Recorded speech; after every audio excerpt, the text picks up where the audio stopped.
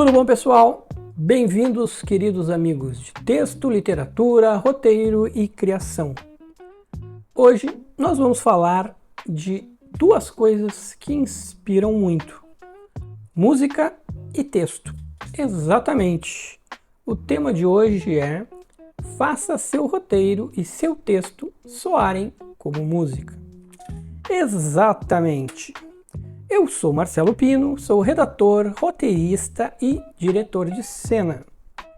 E eu tenho prêmios como publicitário, nacionais e internacionais, e como diretor de cena e como roteirista internacionais. Quando chegar a 100 mil seguidores, eu paro de repetir isso, conforme combinação com o meu diretor. Sim. É uma chantagem barata, mas é o que temos para o momento. Bom, nos encontramos de novo para falar de texto e música, algo que muitos de nós gostamos muito. No livro que eu trabalho na minha oficina e que eu já apresentei várias vezes para vocês, o livro Grandes Roteiristas, do Kevin Scott, um dos nossos mestres retratados diz: se você quer ser um grande roteirista e diretor, aprenda música. E por que ele fala isso? Bom, há um sentido muito claro para ele dizer isso. A música, o texto e o filme possuem muitas similaridades. Isso desde a estrutura, da forma de estudar esta estrutura, né?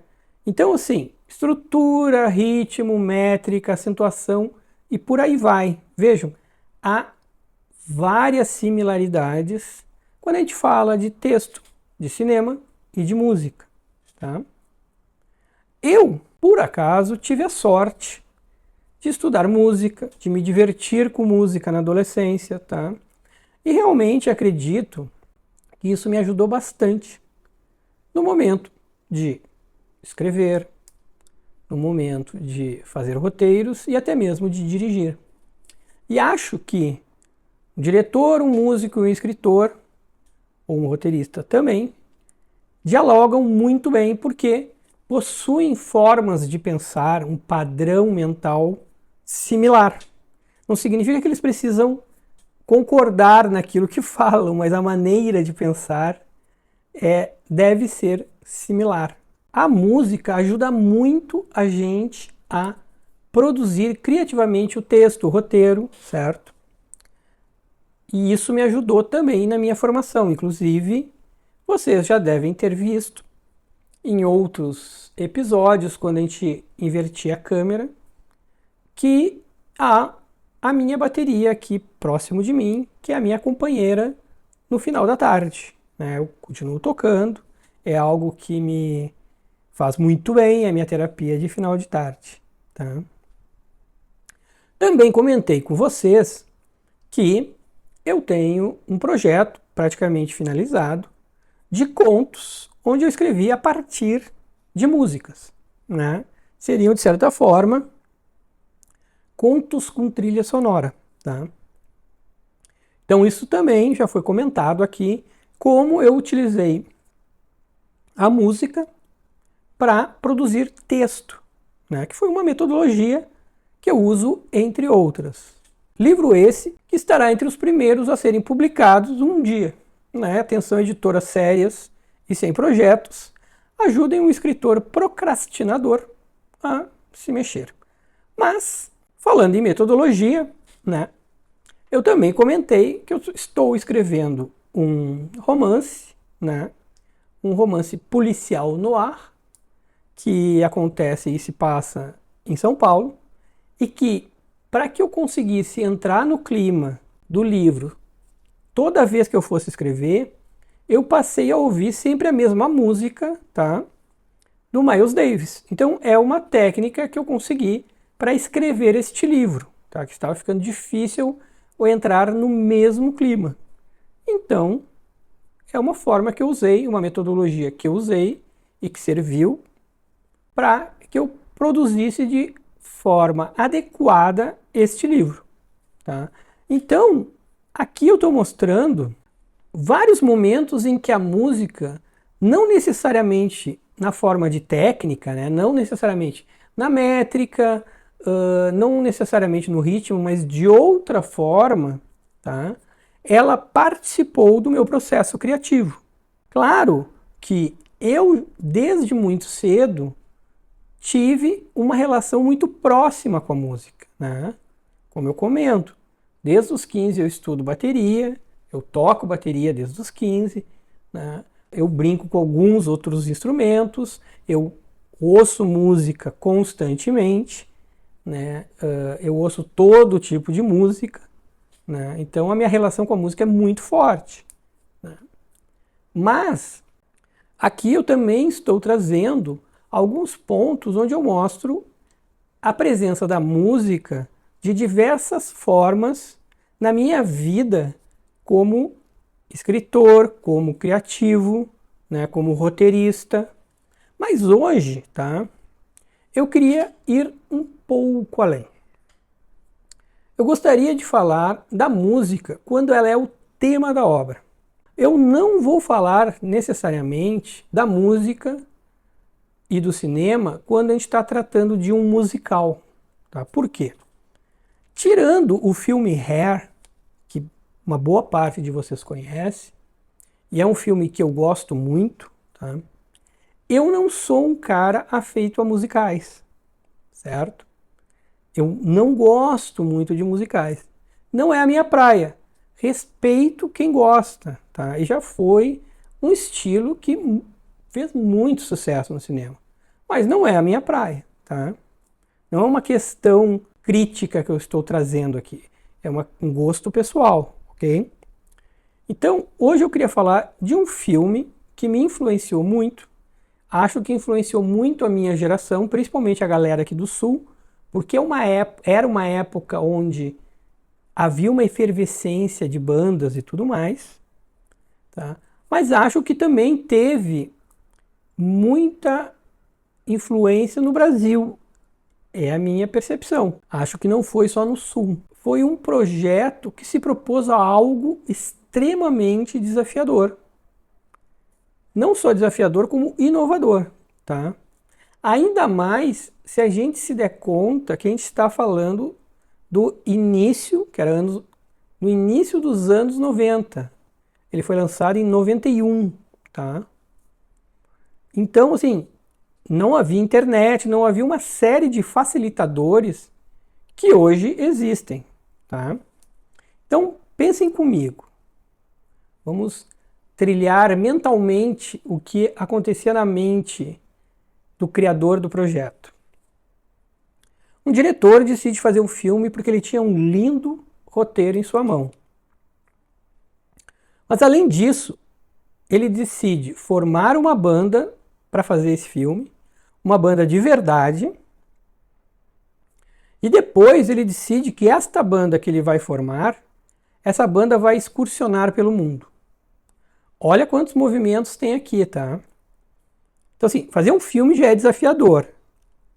Tu decidir que a banda que tu vai formar para esse filme vai ser de verdade, já é mais desafiador ainda.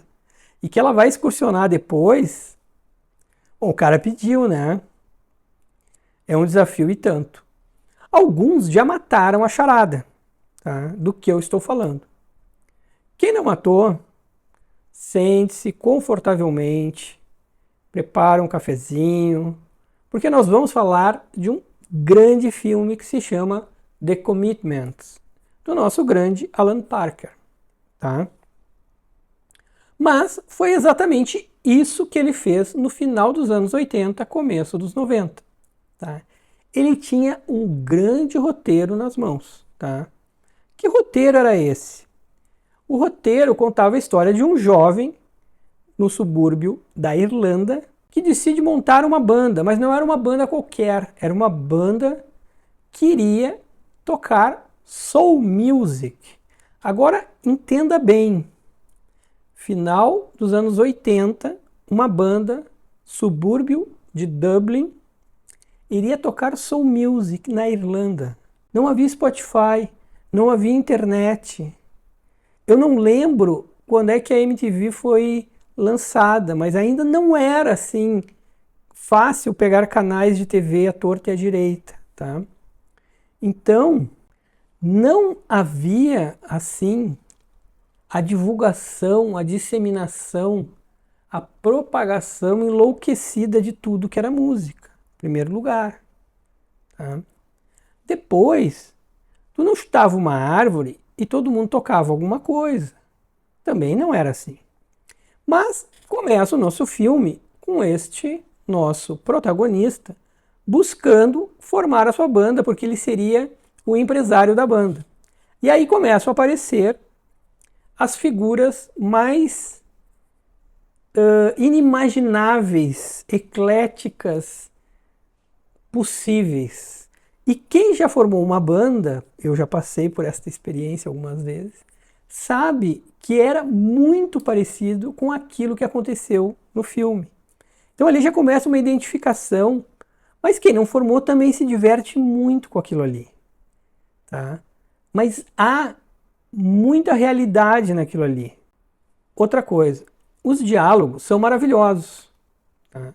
Então há uma riqueza de detalhes, um universo muito forte e muito rico para que tu trabalhe depois no teu texto. Então há figuras estranhas, personagens rápidos que aparecem e que vão ampliar o teu espectro de imaginação, há muito diálogo interessante e depois passa a se trabalhar a questão do universo da banda e das relações humanas. Que uma banda é algo realmente muito forte e rico em relações para se trabalhar. Sempre foi. Quem já esteve numa banda, tá, sabe o quanto é complexo e quanto é complicado estar numa banda e ter um ambiente saudável. E como é interessante para se trabalhar em texto e em dramaturgia. Ali se revela muita coisa. Tem muita fraqueza, tem muito ego, tem muita inveja e tem muita coisa bonita também. Então dá para se trabalhar muita coisa legal quando tu vai para dentro de uma banda, numa narrativa. É interessante isso.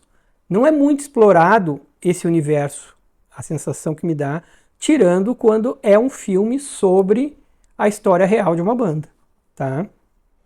Então ali a gente tem universos e diálogos sensacionais. E aqui a música, o texto e o roteiro estão conectados da melhor maneira possível. Entre os personagens, que são vários, e quando eu digo personagens, eles diferem um pouco, por exemplo, quando eu falo de personagens do, por exemplo, Big Lebowski.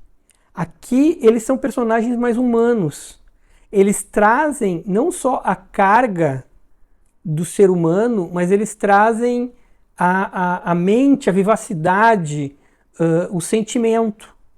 E isso torna também o filme extremamente importante e extremamente valoroso do ponto de vista de narrativa, tá? E um dos caras sensacionais é o Johnny Delips, que é um dos caras que entra na banda, tá? Um dos poucos que não é irlandês, e ele conta, então ele é um cara, é o cara que vai contar as histórias, né? E que vai trazer um pouco da essência da soul music. E ele fala da sua experiência com Elvis Presley, ele fala um pouco do que é a soul music, ele fala da relação da soul music com jazz, que é interessante e engraçado, tá? Ele fala da sua relação com o seu instrumento, que é maravilhoso. Então, assim, tem coisas muito boas pra gente ouvir, pensar, interpretar e aí evoluir, tá? Porque isso é importante, não é copiar, é evoluir, tá? Também tem uma coisa muito legal, que é o quê? Esse filme foi feito antes de inventarem uma coisa chamada apropriação cultural. Não existia isso quando criaram esse filme. E aí é que está o grande barato. É lindo ver irlandeses tocando soul music. na minha opinião. Por quê? Eu achava e continuo achando lindo os tempos de liberdade, os tempos de amor sem barreiras, onde a gente podia admirar a todos, homenagear a todos, executar aquilo que a gente achava lindo, sem problema algum. E é a maneira que eu penso. Tá? Eu acho isso lindo. Eu acho que se eu acho alguma coisa, se eu vejo algo lindo e eu quero repetir, é uma forma de homenagem. É a minha maneira de ver. Ao menos é como eu penso. Se eu quero repetir alguém, é porque eu admiro alguém. Eu não estou me apropriando, eu estou homenageando. E eu acho que arte e cultura é para ser compartilhada como a felicidade. Mas é minha humilde maneira de pensar. Voltando um pouco ao desafio pós-filme, que é a famosa excursão da banda, acreditem, a banda do filme excursionou pelo mundo. Ela não só excursionou pelo mundo, tá? Mas ela chegou até o Brasil. Acreditem nisso, não só até o Brasil. Ela chegou a Porto Alegre. Verdade. Ela chegou a Porto Alegre e eu vi essa banda em Porto Alegre, tá? No Teatro de Atos da URGS, Universidade Federal do Rio Grande do Sul. Ela não estava completa quando chegou até aqui, demorou alguns anos, obviamente, tá? Mas haviam integrantes que eram ainda do filme. Então, o Alan Parker, ele conseguiu realizar aquilo que ele planejou. Ele fez um grande filme, fez a banda excursionar e ela chegou até o Brasil. Coisa incrível de se ver, tá?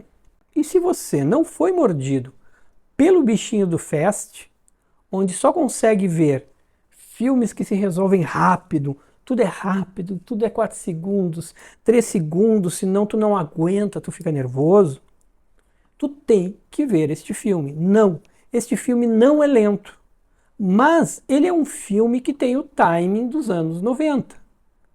Ele é um filme rápido dos anos 90, mas ele não é o filme alucinado de hoje. Mas ele é um filme sensacional, com grandes diálogos, tá? Você tem que ver The Commitments, se não viu, tá? Até porque, se você gosta de música, você vai adorar a trilha sonora, que depois saiu em 2 CDs. Mas você encontra hoje como, claro, que no Spotify. No meu tempo era muito complicado, né? Tinha que ir atrás, tinha que comprar CD, era uma tristeza. Agora tu faz um clique e tá lá no Spotify. Busque no Spotify, tá? É muito mais fácil. E preste atenção, o roteirista e o diretor realizaram a sua missão, que foi fazer o filme e formar a banda. Mas eles fizeram muito mais do que isso. Nesse projeto e nesse roteiro, que era a formação da banda, eles, na verdade, transformaram na narrativa sobre pessoas, relações e sentimentos. Ou seja, era isso que eles tinham que fazer.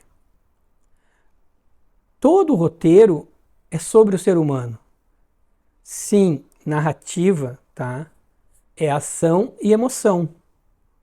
Mas é sobre o ser humano, porque senão não tem identificação. Então, a gente sempre arranja, maneira de dizer, uma desculpa. A desculpa aqui é formar a banda e fazer sucesso. Mas o movimento sempre vai ser pessoas, relações e sentimentos.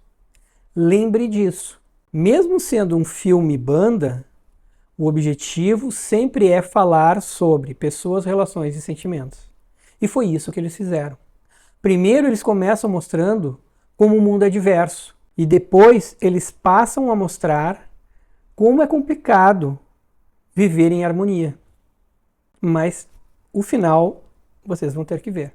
Mas perceba também que Alan Parker e seu roteirista, eles chegaram a um grande resultado e ao sucesso. Por quê? Porque mesmo eles tendo 3 objetivos, o filme, a banda e a excursão, eles não desviaram em momento algum do maior objetivo, que era a narrativa, que era contar uma história. Aí é que está a questão. Qual é a grande lição aqui? A grande lição está, principalmente, para um escritor, um roteirista ou um diretor.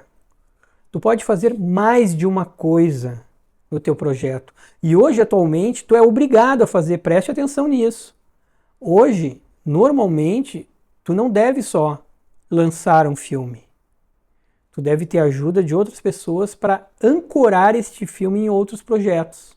Até para que tu não fique à mercê de leis governamentais.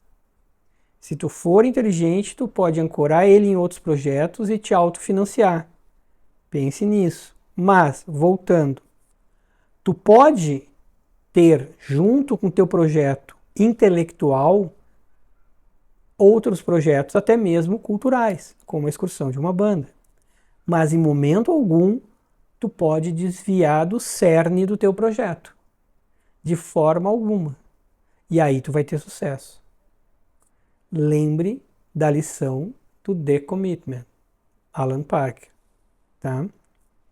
E como nós falamos, como eu falei, né? Mas vocês estão falando comigo, estamos conversando, sobre um filme com uma grande trilha sonora, eu gostaria de trazer aqui também uma dica sobre o filme Alta Fidelidade, que tem uma trilha sonora sensacional. Alta Fidelidade. Alta Fidelidade é um filme que nasce do livro do Nick Hornby. O Nick Hornby é um excelente escritor. Tem 2 livros maravilhosos que eu já li, que é Febre de Bola e Uma Longa Queda. Uma Longa Queda é sensacional. Ele tem outros livros. Vocês devem conferir o Nick, tá? Ele é um torcedor do Arsenal alucinado, por isso ele escreveu Febre de Bola. Também tem uma história muito interessante, porque é uma forma de autobiografia a partir dos jogos do Arsenal. É interessante ver. Mas o Alta Fidelidade, tá? Filme, que vem do livro, ele traz o queridão John Cusack, tá? Que é igual a um amigo meu, conhecido como Carlos Alberto Tum. Mas o John Cusack, ele é dono de uma loja nesse filme de vinis. Eu não sei se você sabe, antigamente a gente ouvia música numa bolacha, os caras chamavam de bolacha de vinil, tá? E num belo dia ele leva um pé na bunda daqueles profissionais. E ele era um cara afeito a listas, tipo assim, as 10 melhores músicas para se ouvir na segunda. Né? Então ele tinha mania de fazer listas de diversas coisas. Então ele resolve fazer a lista dos 10 piores pés na bunda que ele levou na vida. Ele faz e ele decide ir atrás das meninas que deram o pé na bunda dele. Então é muito interessante a pegada do livro, né? E a pegada do filme. O filme também é muito bom e a trilha é sensacional. E a abordagem é muito boa. Faça a lista dos teus 10 piores pés na bunda. Eu não sei se eu teria 10 assim. Acho que eu chegaria a uns 7. Acho que tranquilo 7. Não sei se eu traumatizei tanto na vida, mas acho que 7 eu chegaria. Mas então o filme é excelente, tá? E a trilha é maravilhosa. O escritor é maravilhoso. Eu dei mais dicas de 2 livros, tá? Para vocês irem atrás. E eu trouxe a questão da música. E um projeto que é fora de série. Por que isso? Para que vocês saiam do arroz com feijão, para que vocês comecem a entender tanto o texto, o livro, o roteiro, o conteúdo de uma forma mais ampla, mais aberta, mais múltipla. Vocês não precisam ser um escritor dos anos 50, um roteirista dos anos 80, tá? Um cara de conteúdo que faz o que todo mundo faz. Vocês têm que ter a mente aberta e criar, fazer o novo, fazer aquilo que está dentro de vocês. Não tem que fazer algo para ser o diferentão. Você tem que fazer algo que está dentro de vocês e que a narrativa de vocês está pedindo, que a trama de vocês está pedindo. Pensem no que eu estou falando. Por isso que eu trouxe um filme, como é que eu chamei aqui? Um projeto, filme, banda, e o resultado foi incrível. Tem excelentes diálogos, o roteiro é maravilhoso, tem todo um trabalho de situações complexas, de forma interessantíssima. Tem toda a questão da música, e a partir da música se trabalha também a questão cultural, que é uma forma muito interessante de abordar esse caminho. Tá? Além disso, eu trouxe de quebra o Alta Fidelidade, o Nick, os livros do Nick. Ou seja, foi muito divertido e inspirador para você que está escrevendo o texto que vai mudar a sua vida. E texto óbvio, esperado, não muda a vida de ninguém. Então, trate de fazer algo diferente. Combinado? Bom, logo mais teremos o Cine Oficina 40. Vocês estão entendendo o que é isso? Cine Oficina 40, um número cabalístico, né? É quase como o calendário Inca nos anos 2000. Né? Então eu espero vocês no Cine Oficina 40. Vamos juntos. Até breve.